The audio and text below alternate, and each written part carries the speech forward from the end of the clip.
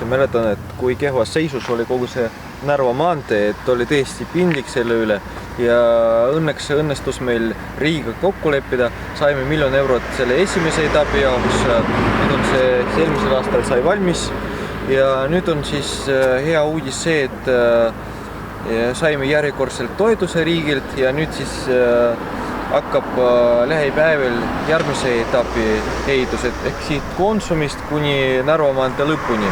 Varsti saab see tee valmis ja siis on jällegi üks mugav ja uus tee linnas olemas ja need tingimused meie elanike jaoks palju paremad.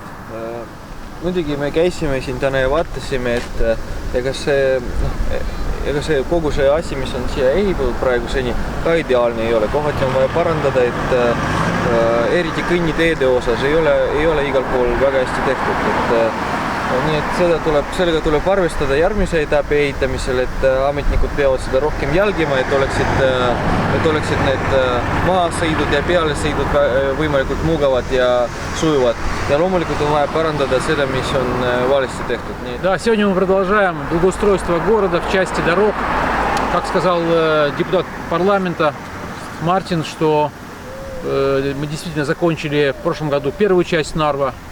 Теперь мы начинаем от магазина Консум, КОП, вторую часть и до конца, чтобы она была современная.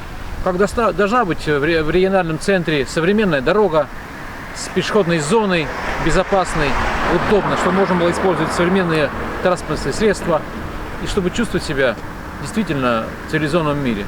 Я помню еще с тех времен, в каком плохом состоянии была эта дорога, было действительно стыдно. Самый центр города, одни ямы, колдобины, там, где парковка для такси, была полностью убита дорога. К счастью, удалось договориться с государством, и мы получили 1 000 000 евро на строительство первой части этой дороги, так как она является транзитной.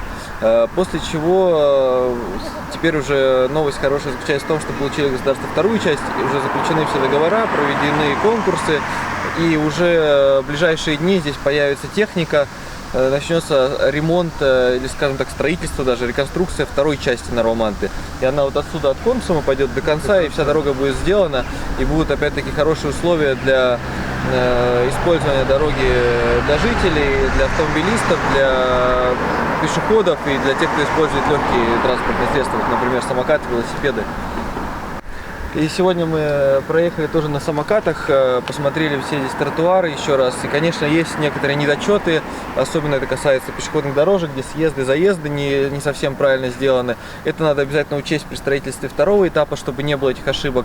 И, конечно же, необходимо исправить то, что было сделано неправильно при строительстве первого этапа. И это вот задание на ближайшее время для нашего хозяйственного отдела, которым руководит как раз Макс Каус.